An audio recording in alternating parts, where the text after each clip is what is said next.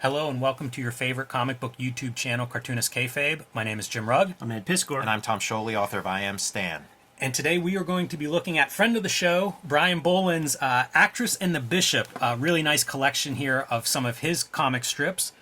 But before we do, I want to remind everybody that we do have a Patreon. Cartoonist Kayfabe Patreon has 3 different levels that'll give you access to our videos early. At the King Kayfaber level, you'll get access to all of our videos first, as well as our recording session.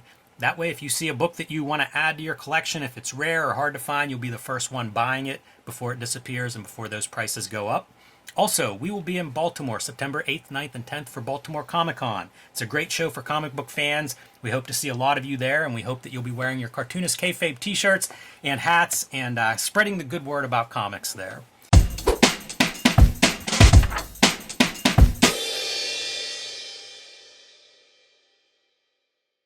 Diving into The Actress and the Bishop by Brian Bolland, we've had a couple of shoot interviews with Brian Bolland, and he has talked about this strip. Pretty cool to actually finally get to see it in print. And a nice addition here, Shift Presents. I'm not familiar with them as a publisher, but they do a very nice job, in my opinion, of reproducing this. Almost like an artist edition, in that you can see the variations in ink thickness. You can see the ruled lines for the lettering guides throughout this. And what you can really see and appreciate is Brian Bolland's great line work. Yeah, man. This early strip is from A1 from 1989. Okay. So that means he drew it on paper. Yes. Yeah. Early adopter of the digital revolution when it comes to drawing and things, man. So some of these strips are done on paper, but I think that the big story here is digitally produced. Very glad that the work was shot directly from the original boards and presented as is. And it's kind of, the story is these two are kind of an odd couple. Yeah. You know, they're flatmates. Don't know if they're more than that, maybe. It's kind of implied that they are. But she is they call her an actress. I think she's actually... a woman of the night. That's right, that's right. And of course, he's a man of the cloth, although I think he may not really be a man of the cloth any longer, but he still dresses the part. And... man, the work on paper quality is so much fun as an art fan, watching or seeing, you know, screen tones and things that are built on these pages, and just the meticulous drawing. Absolutely, and he takes no shorts, man. So like that gray value, that's a pen line in perspective, mapped out every other millimeter. Literally. It's astonishing. It's astonishing that a person can work at this level. Don't you think that's supposed to be Alan Moore? Mm-hmm. It does look like it. I also think like all that white, some of that's got to be white media, right? Some of those white hairs. Yeah, totally. But you know what's funny is it's Alan Moore now, but this was 1989, so Projecting. that wasn't quite him then. Everything is written in a rhyming couplets. Yes. Don't know how I feel about that. It gets old. It's like a limerick, because It is. The Actress and the Bishop, that's like a part of like dirty jokes Right. in England. Like it's a super familiar reference in England, not so much here, you know. Right. So like, you know, it's small strips, right? So like you could read 3 pages of it and then be good, and then maybe another 3-pager. But when you get to the 20 pages, one thing I will give him props for being able to figure out how to get your verbiage across and do some little rhyme gimmick, but it weighs heavy. It wears heavy, man. Like This would have been right after Killing Joke, I guess, like late 80s here. Yeah. So you see it, you know, as a fan of Killing Joke, like he's got all of those tools at his disposal. This looks like somebody who would show up in Killing Joke, you know? right. Yeah, it might still be a little bit in that mode. Even some of these panels feels like that could have been could have the been right home out life. of there. Look at the depth that he's able to convey in just ink and mechanical tools. Yeah, it reminds me of a shot from the north side. Yeah, totally. I follow some Pittsburgh photographers, and you'll often see that, and it's kind of that's the angle, you know, as the north side slopes down towards the river. Great with shadows, like anything that has to do with the values, really outstanding stuff. So this is the long story, The Thing in the Shed, and I actually think this is a pretty good story the way it's written. You know, it kind of sucks you in. It sets up certain things as you go along. Ed, were you speculating? You think this is digital? Yeah, but he's penciled on paper. Right. It's going to be interesting because the back matter in this book's pretty outstanding, and it includes layouts to a bunch of this particular story. So we'll get to see those roughs as we go along. But the idea is There's something ominous in this shed behind their place. And there'll be clues along the way about the nature of that thing. Some local pets go missing. These are fun too because they're kind of comic strip like. You know, you get to see Bolland having fun, playing around, having these characters fooling around a bit. And he comes from that place. His earliest works were very humorous. You know, you could see shades of them in like Cheval Noir, the Dark Horse, and like Negative Burn. You know, they would get hold of some of that stuff. But he came up from the British underground. Yeah, it's just remarkable looking at his artwork. That robe is ridiculous. Would not want to draw that. Why would you choose that? Yes, I Like wouldn't Jack want to of draw it one Hearts. time. Yeah, Real masochist, man. I could say that about this foliage too, though. It's there's a lot of detailed work in here. Absolutely, and it's real fun to see how he arrives at that from his starting point. So the pets go missing, as does one of the neighbors who had been hanging up her laundry next door. We're going to add her to the list of people that are long gone. This is kind of a fun rumination. This is the young bishop, and he's talking about reading this book and not knowing which parts are true and which parts are false. And as he ruminates a little bit, you realize it's the Bible that he's talking about. Check this out, man. Go flip the page. 3 different layers of perspective dots on that shirt, from big dots to like polka dots to medium-sized dots. Yeah, it's pretty good. And by the way, she's not there anymore. Right. So it's almost this perfect 4-panel sequence. Somebody that he would see working in the yard hanging up laundry every day, and now she's gone. And you can see him laying in digital, like, you know, copy pasting stuff. It's strange. I think it's the only place that happens. But you know what are weird marks for him is this gray shading around the bishop's head. There's some lines there that I have never seen. Yeah, on the Brian Bolland piece. On the bookshelf, there in the previous page, there's a lot of typography. This map may be a digital element. Yeah, too. maybe stuff like this also.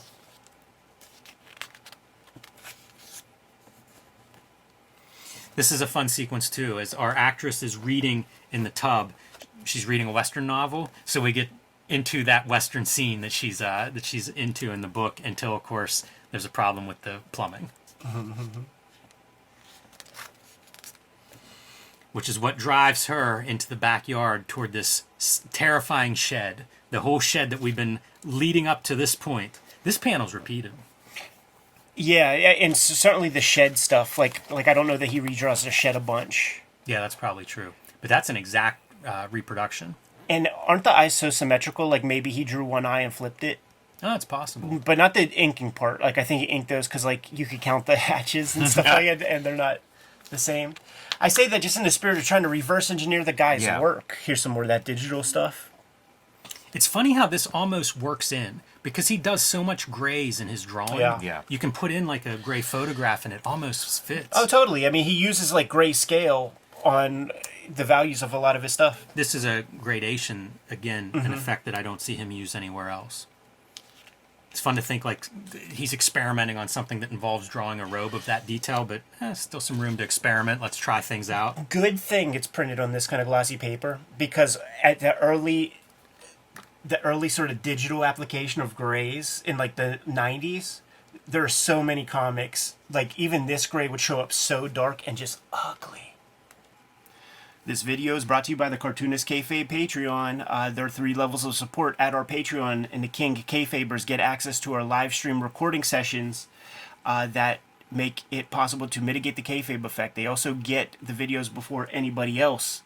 So make sure you support the Cartoonist Kayfabe channel and get that early access.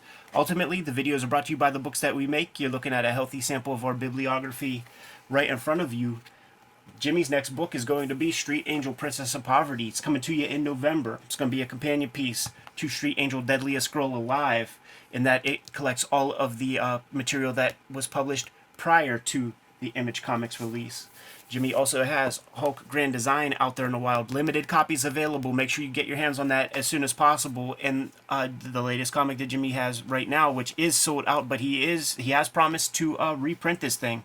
True Crime Funnies, 3 nonfiction stories, including one that has a little something to do with some wrestling. Hip Hop Family Tree Omnibus is coming to you in October, just in time for the holidays, collecting all 4 volumes of Hip Hop Family Tree with 150 pages of additionals. Also for the holiday season is X-Men Grand Design Trilogy, which is going to include the out-of-print X-Men Grand Design works that I put together, about a 250, 260-page trade paperback. Red Room is the current focus. 2 trade paperbacks of Red Room are out there right now. The comic I'm putting out these days is Red Room Crypto Killers. It's going to be 4 issues total. 3 issues are out right now. The centerpiece for issue 3, the backup feature, includes the first appearance of the characters that I'm using in my daily strip, which I'm serializing on my Patreon. Tom's in the house with us this round. He's got the hardcover I Am Stan coming to you sooner than later. I believe it comes out in September. We did a big video on this, and you guys showed up in a big bad way and started to do your pre-orders. Make sure you get your hands on this. This is a definitive documentary on Stan Lee. And the paperback version of his Jack Kirby biography is coming out sooner than later as well. Now that we're done paying the bills, back to the video. Real ugly. You talk about the robe and the intricacy. I'd imagine the fun contrast of a super busy, ornate bishop's robe and then just a nude figure probably like really appealed to Brian Bolland just as like an interesting design element. It could be, but the giveaway here, right as we're about to see the actress go into that shed and whatever fearsome thing has been eating pets and neighbors, we get the postcard from the neighbor that she has actually run off with the guy she met in the supermarket, and the thing that was in the shed basically goes away. It never got the food that it wanted, and it slipped off into the night without ever being seen. All right, so this one probably, I would assume, also a digital version. I think so. Look at the detail in the lines around this bird and its feathers. Yeah, it's like an etching. It's really shocking to me. This speckle effect, probably something digital, some kind of brush or effect of a filter that you could put on a grayscale. Yeah, I bet it's something that he built, because I actually associate those speckles with him, and very often in his late period digital works, the color of the background will be speckled in the same way. So he might have created this brush because it feels like Brian Bolland to me, except every time I've seen it before, it would be a color application. Yeah, it's interesting on the panel if you think of it as like if this were ink on paper, what you're doing, because you're masking stuff off and then doing your flicking or some kind of spraying to get that texture on there. And it just wouldn't be that even. You know, you'd get some thick blobs and stuff. Yeah, it was funny whenever we interviewed him because like he had tutorials on how he would work digitally way before I was seeing anybody do that level of work. Absolutely. And I'm expecting him to be like this tech guru of like, this is the cutting edge of Photoshop and digital art. And he kind of implied that he's he got to that point and that's where he stopped evolving in terms of his digital prowess. Right. And probably smart because of like the bloatware aspect of Photoshop as it goes on. All that. Yeah, absolutely. Yeah, you look at his art and it's not like, oh, he's missing something. If he had kept learning Photoshop. Still completely Bolland. Yeah, 100%. You know, that was the beauty of it, because it never ceased being Brian Bolland. And it was kind of shocking that he revealed that it was digital. Yeah, I remember learning that and being stunned because his art looks warm to me in a way that I don't associate with that kind of digital. Story here, they were going on a vacation, going to the beach, their car breaks down, Bishop useless for actually repairing anything. So the actress is fixing the car, and Bishop is having this side experience being hauled off by the giant bird, and kind of a fantastic voyage.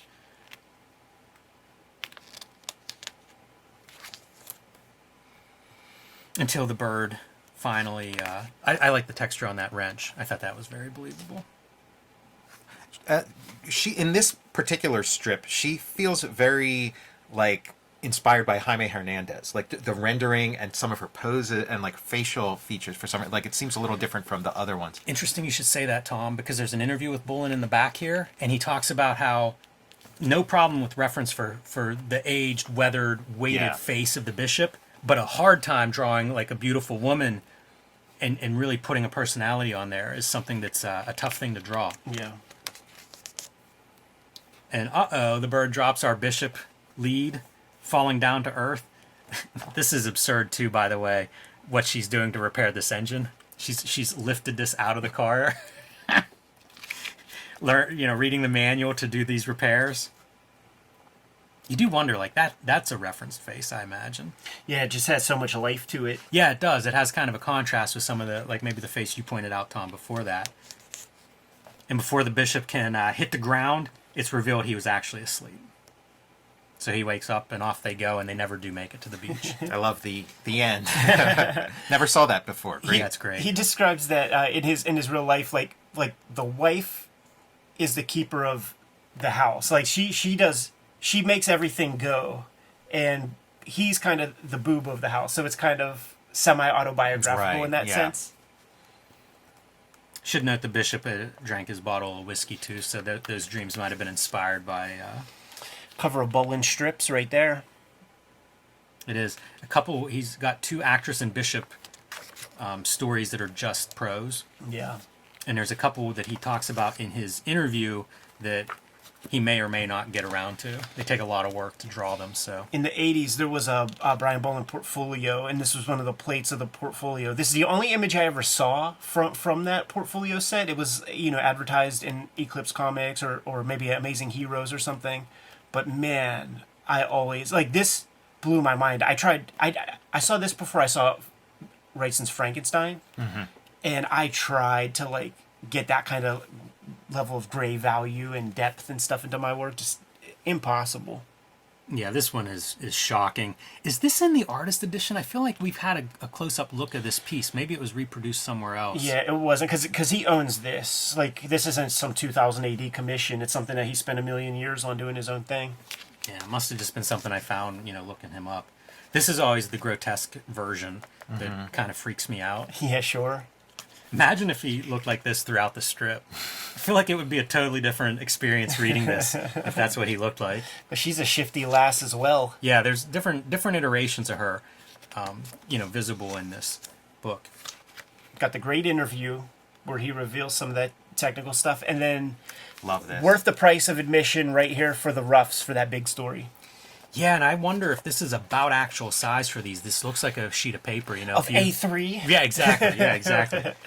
But man, how about this? Whenever you think that this is digital, the story, the finished art, to see it here, and it's still, that precision is clearly on display. Right. And I can't tell, it doesn't feel like these are pencils exactly, but they're so tight they feel more than just like a rough layout. Yeah, it feels like a breaking second your story down. Yeah, a second pass, like a second generation of whatever it is that he does that makes stuff go. But then, he'll get a little warmth, a little humanity in these figures and stuff. Yeah, definitely. The knife juggling. Gotta love that.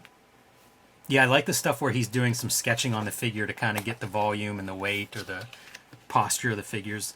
That's usually pretty rich. Yeah, he changes this. It's so much more symmetrical and stuff when it's digitally applied. Yeah, the expression changes too. Her mouth, everything is different in the actual print version. The same with the pets. It's totally different pets that he ends up using. So it is kind of like working out a draft at this stage. It's so believable too whenever he does weight. That's what surprises me, is how good. I don't know that this is modeled, but the weight is totally believable. Trying to find that page. That's funny, it may not be in there because a lot of this stuff does change. Right. Yeah, there's I'll some linger on like there this if you panel's can. been broken This up is a into very two different- panels. Right, you different see, set of it's like stuff. this Yeah. is down there. So so he's making a lot of decisions. Yeah, so this panel is that panel. Right, and this is your change of him reading the book, right? Right. And a completely different pose for her in the sort of doing the dishes. I think this was on the shelf for a long time. Yeah, it may have been. So I wonder if this was on the shelf a long time, if this kind of penciling would be part of his current process. Or, I don't think so. I think we talked to him about that, and I think he's a way calm dude. Why you just